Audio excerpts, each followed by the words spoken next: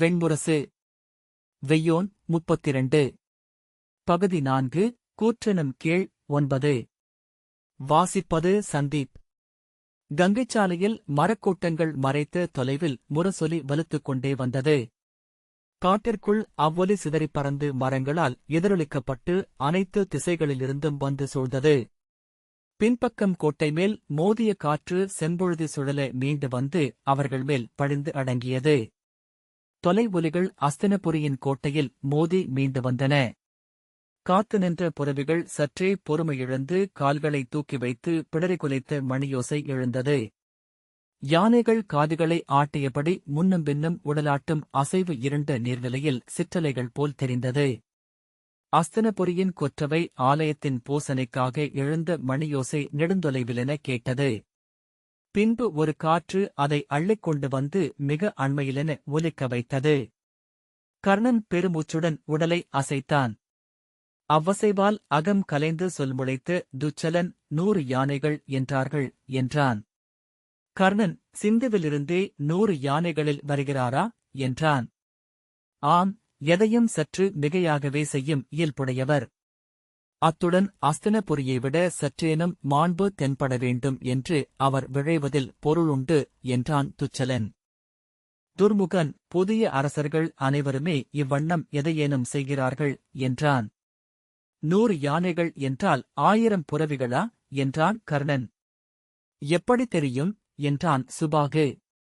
உண்மையிலேயே 1000 புரவிகள்தான். 100 ஒட்டகங்களும் அத்திரிகள் இழுக்கும் 100 பொதிவண்டிகளும் அகம்படி கொள்கின்றன என்கிறார்கள். அரசரும் பிறரும் 18 பொன்னணித்தேர்களில் வருகிறார்கள். கர்ணன் சிரித்து, என்ன இருந்து என்ன?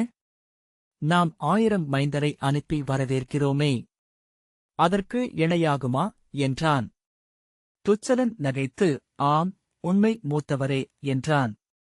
இவ்வழி ஊர்வலம் இன்று நகர் நுழைந்து அவை சேர்வதற்கு உச்சி வெயிலாகிவிடும் போலிருக்கிறதே என்றான் துச்சகன். முதல் வெயில் கண்களை கூசச் செய்கிறது. துச்சலன் பல்லாண்டுகளுக்கு முன் காந்தாரத்திலிருந்து மாதலர் சகுனி நகர் நுழைந்த செய்திகள் சூதர் பாடலாக இன்றுள்ளன. அப்பாடலைக் கேட்டபின் எவரும் எளிமையாக நகர்ப்புக துணிய மாட்டார்கள் என்றான். ஆம், அது ஒரு மலைவெள்ளம் கோட்டையை உடைத்து உட்புகுந்து நகரை நிறைத்தது போலிருந்தது என்கிறார்கள். அந்த ஆண்டுதான் புராணகங்கை இந்நகரை மூழ்கடித்தது. அதன்பின் மாதலர் சகுனி வந்த படை வெள்ளமும் அனல் வெள்ளமும் பெருகி வந்தன. எரியம்புகள் எழுந்து வானில் வெடித்தன. கோட்டைக்கு மேல் இளைய கௌரவர்களின் கூச்சல்கள் எழுந்தன. கர்ணன் திரும்பி நோக்கி, அத்தனை பேரும் கோட்டை மேல் ஏறிவிட்டார்களா என்றான். ஆம் என்றான் துச்சலன். அது நன்று. அவர்கள் கோட்டையிலிருந்து இறங்காமல் இருக்க படிக்கட்டின் வாயில்களை மூடச் சொல்லுங்கள் என்றான் கர்ணன். அவர்களுக்கெதற்கு படிக்கட்டு? குதிக்கக்கூட செய்வார்கள் என்றான் துச்சகன். ஆம், ஓரளவு கால் வளர்ந்தவர்கள்தான் அதை செய்ய முடியும். எஞ்சியவர்கள் தடுக்கப்பட்டாலே நகரம் சற்று நிறைவாக உணரும் என்றான் சுபாகு. எரியம்புகள் மேலும் மேலும் எழுந்து விண்ணில் வெடித்து பொறிமலர்களை விரிய வைத்தன. கனல் மழையென காற்றில் இறங்கின. பெரியதோர் அணிக்குடை போல் மாபெரும் எரியம்பு விண்ணிலெழுந்து வெடித்துப் பரவி மெல்ல இறங்கியது. செந்நிறத்தில், இளநீல நிறத்தில், பொன்மஞ்சள் நிறத்தில் என சுடற்குடைகள் வெடித்து விரிவு கவித்து இறங்கிக் கொண்டிருந்தன. அனலவனை ஏவல் பணி செய்ய அமைத்தான் என்றான் சுபாகு.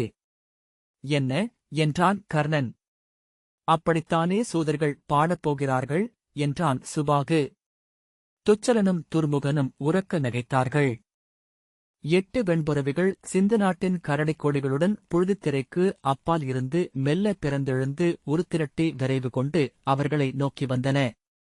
இரும்புக் கவசங்கள் ஒளிர அமர்ந்திருந்த அவ்வீரர்கள் வெண்மலர்களில் அமர்ந்த தேனீக்கள் போல தோன்றினர். கொடிகள் சிறகென அடித்து அவர்களை தூக்கி வருவது போல, புறவிக் குழம்புகள் காற்றில் துழாவுவது போல. ஆனால் காடு குளம்படியோசைகளால் அதிர்ந்து கொண்டிருந்தது.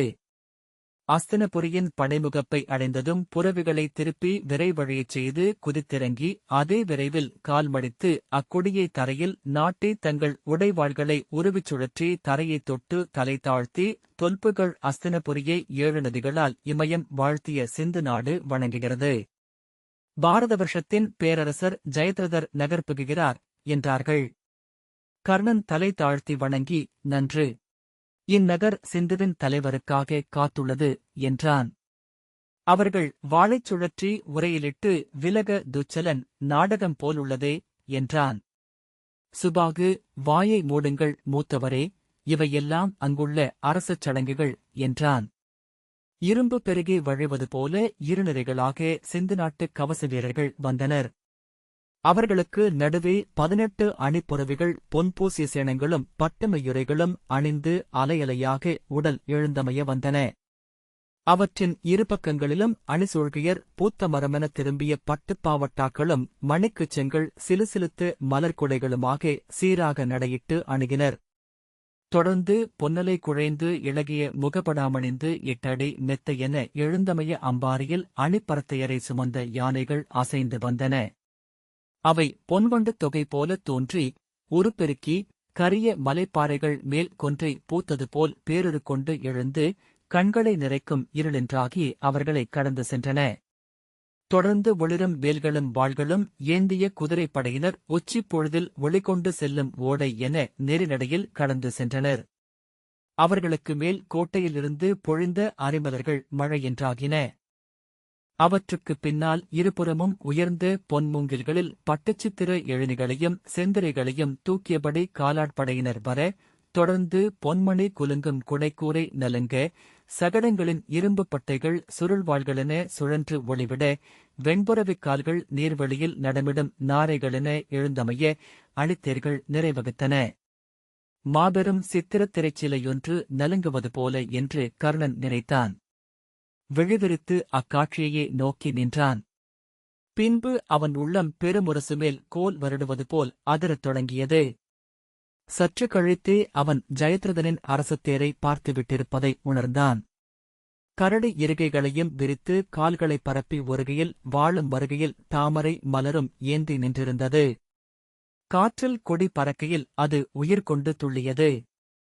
அஸ்தனபுரியின் கோட்டைச்சுவர் நாணிழுக்கப்பட்ட வில்லென அதிர்ந்து முழக்கம் எழுப்பியது. இசைச்சுதர்களின் முரசுகளும் கொம்புகளும் சங்குகளும் மணிகளும் இணைந்து எழுந்த மங்கலப் பேரிசை அதனுடன் இணைந்து கொண்டது. வீரர்களும் கொடிகளும் எழுப்பிய வாழ்த்துலிகள் செவிகளை அடைத்து ஒலியின்மையை உணர வைத்தன. ஏன் ஒவ்வொரு தருணத்தையும் வாழ்த்துலிகளால் நிறைக்க வேண்டுமென முன்னோர் வகுத்தனர் என்று கர்ணன் எண்ணிக்கொண்டான். உணர்வெழுச்சிகள் ஒலி என வெளிப்படுத்தப்படுகையில் அவை அவ்வுள்ளங்களை உதறி காற்றில் எழுந்து புட்களென சிறகடித்து திரண்டு ஒற்றைச் சொல்லென்றாகிவிடுகின்றன. பின்னர் அவை பேரரு கொண்டு ஒவ்வொரு உள்ளத்தையும் கவ்வி தூக்கிச் செல்கின்றன.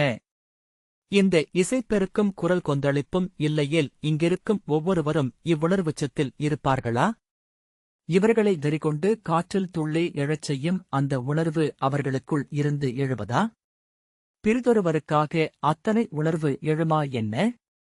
இதோ விழிவிரித்து கழுத்து நரம்புகள் புடைத்து தெய்வமெழுந்த வெறியாட்டன் என கையசைத்துக் கூவும் இவனுள் ததும்புவது எது? புயல் அள்ளிச் சுழற்றும் சருகுகள் இவர்கள். சொல்லிச் சொல்லி, கூவிக் கூவி ஒற்றைப் பேருணர்வாக அனைத்தையும் ஆக்குவதற்குத்தான் இவ்வொலிப்பெருக்கு. இக்குரல்கள் இன்றிருக்கும் மானுடர்களின் வாயிலிருந்து எழுந்து திரண்டவை என்றால் கொம்பும் குழலும் முரசும் முழவும் சங்கும் மணியுமென ஒலிப்பவை மறைந்தழியா ஒலியுலகை அடைந்த மூதாதையரின் குரல்கள். இன்று நாளையென பிளவுறாது நின்று ஒலித்துக் கொண்டிருந்தது அஸ்தினபுரி என்னும் ஒற்றைச் சொல்லில் திரண்ட மானுடம். தங்களுக்கென இருண்ட கரவு பாதைகளும் தாங்கள் மட்டுமே ஏறிச் செல்லும் தேர்களும் கொண்ட தனித்த ஆத்மாக்கள். பிறப்பும் விடுதலையும் தனித்து மட்டுமே என்று பிரம்மத்தால் விதிக்கப்பட்டவை. இக்குரலால் அவற்றை திரட்டிக் கொண்டிருக்கிறார்கள். சிற்றுயிர்களை துடைப்பத்தால் கூட்டிக் கூடையில் அள்ளுவதைப் போல. முதலில் வாழ்த்துக் குரல் எழுப்ப மானுடரை பயிற்றுவித்த தலைவன் எவன்? அவன் ஆழிவெண் சங்கு கொண்டு மலை நின்றமால். வெள்விடையேறி விழுனுதல் கொண்டு இருந்த செவ்வேள். கொல்வேல் மயிலோன். மதகளிரு முகத்தோன். விரிகதிர் வெய்யோன். அனலோன். கனலோன். வேழமூர்ந்த வேந்தன். மூத்தோன் முன்னோன். முதல் பறவை. திசையறிந்தோன். தனித்தோன். மானுடரை ஒற்றைத் திரளாக்க அவனால் முடிந்தது. அது மழைச்சரடுத்திரளை அள்ளி முறுக்கி ஒரு வடம் செய்வது போல. அதிலேறி விண்ணேறி அமர்ந்தான். குனிந்து மானுடரை நோக்கி புன்னகை செய்து கொண்டிருக்கிறான். என்ன எண்ணிக் கொண்டிருக்கிறேன் என்று அவன் தன்னை வியந்து மீட்டபோது கரடி மிக அணுக்கத்தில் வந்துவிட்டிருந்தது. அரச பெருந்தேரின் சகலங்களின் அதிர்வு கால்கள் வழியாக தன்னுடலை வந்தடைவது போல் உணர்ந்தான்.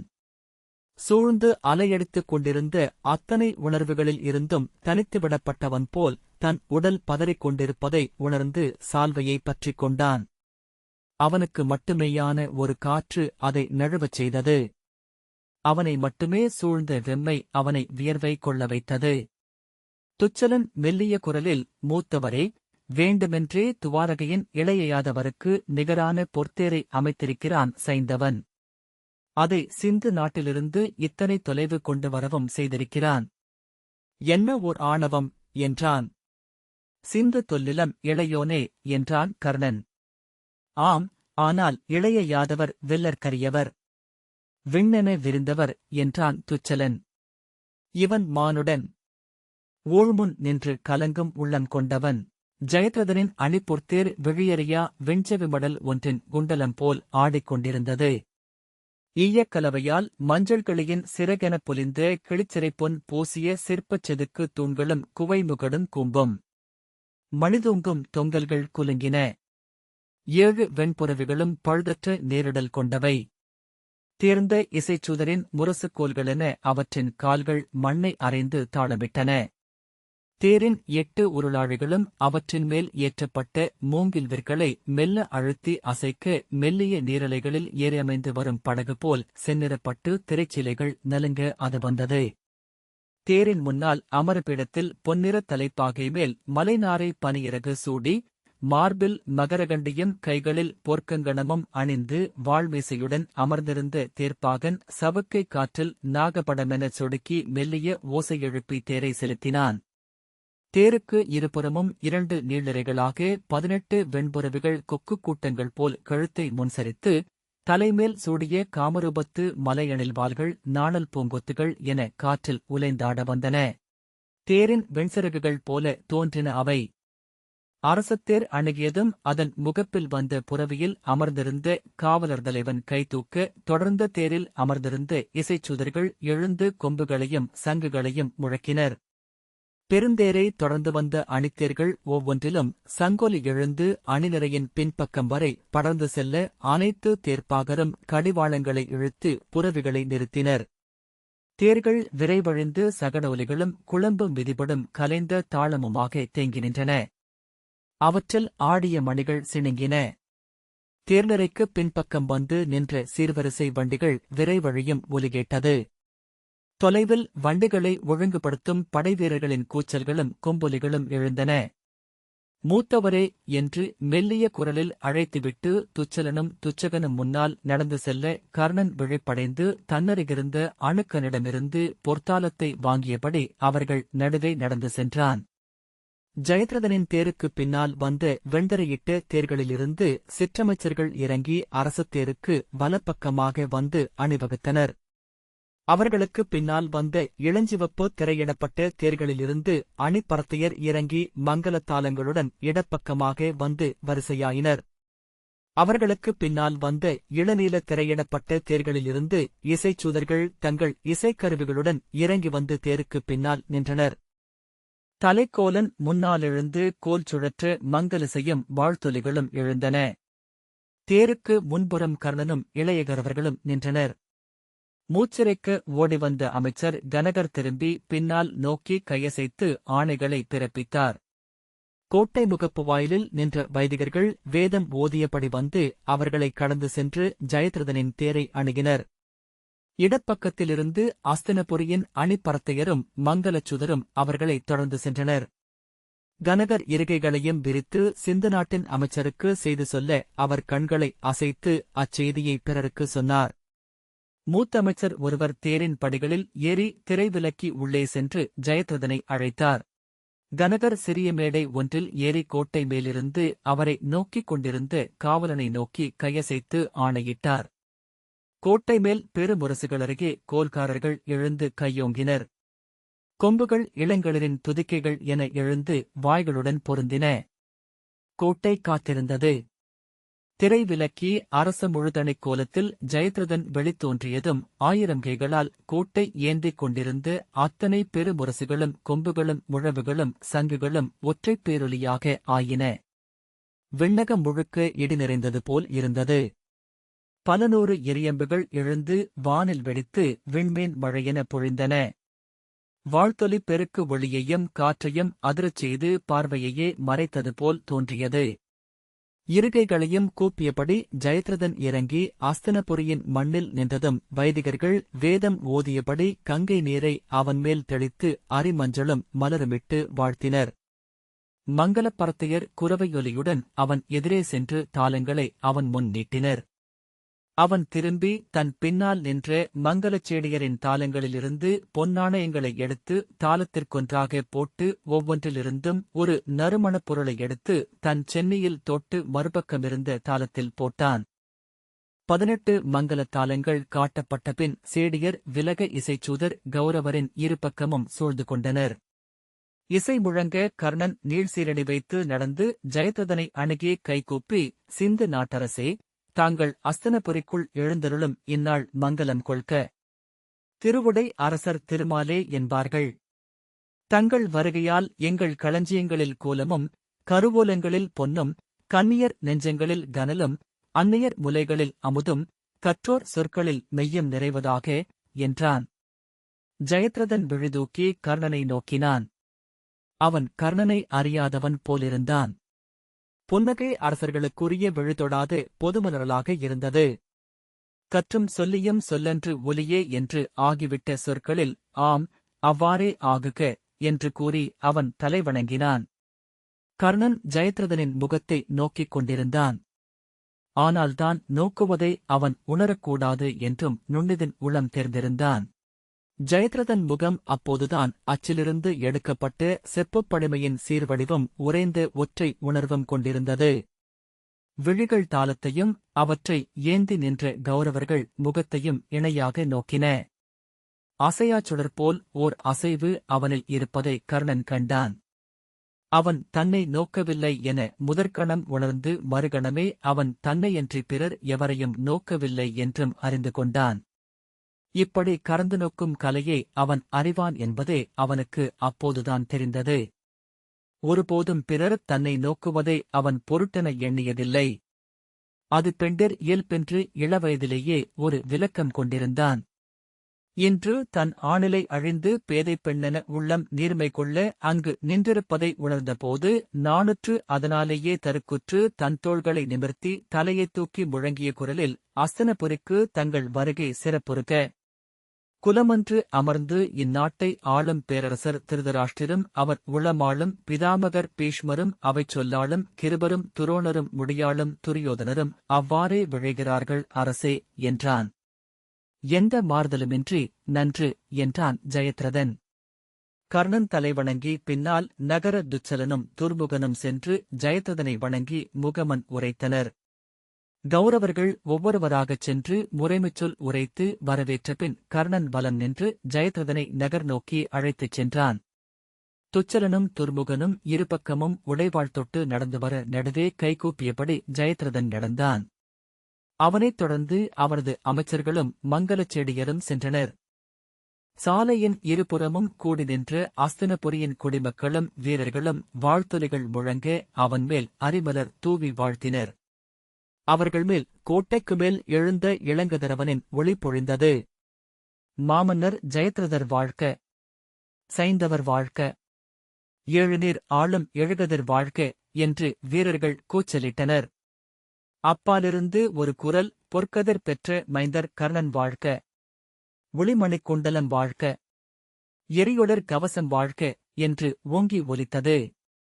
திகைத்து கர்ணன் திரும்பி நோக்கினான்.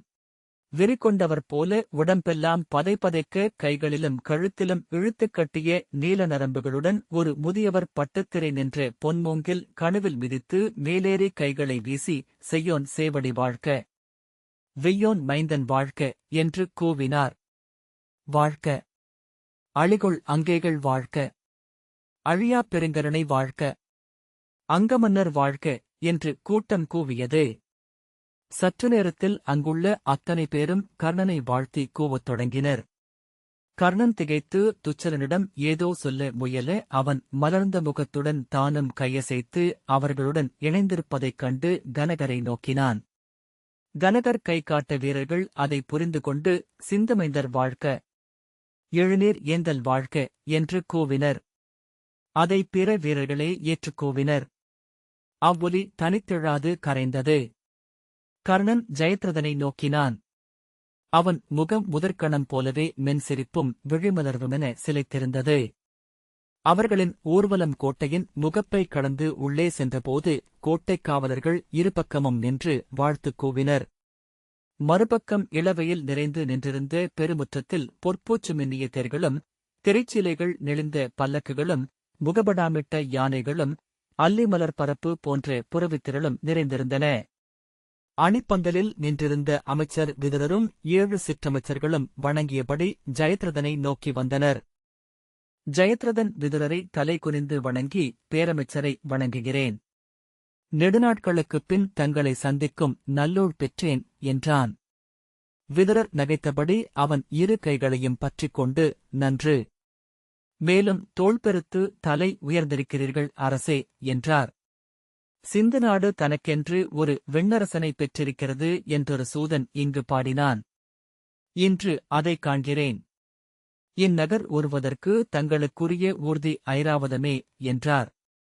ஜெயத்ரதன் நகைத்து, வெண்ணிற யானை ஒன்று இங்கு கொண்டுவரப்பட்டதை முன்னரே ஒற்றர்கள் சொன்னார்கள் அமைச்சரே என்றான். விதுரர் அவன் தோளைத் தட்டியபடி சிரித்தார். சிற்றமைச்சர் கைகாட்ட முற்றத்தின் மறுபக்கம் அணிகொண்டு நின்றிருந்த வெண்களிறு இருபாகன்களால் கொம்பு பற்றி அழைத்துக் கொண்டு வரப்பட்டு ஜெயத்ரதன் முன் வந்து நின்றது. அதன் செந்நிறக் காதுகளில் காளானின் தளிர்த்தண்டுகள் போல வெண்முடிகள் எழுந்திருந்தன. முகமெங்கும் நீர்க்கலங்கள் போல செந்தேமல் பரவியிருந்தது. சிவந்த துதிக்கையால் அவர்களின் மனங்கொள்ள முயன்றது.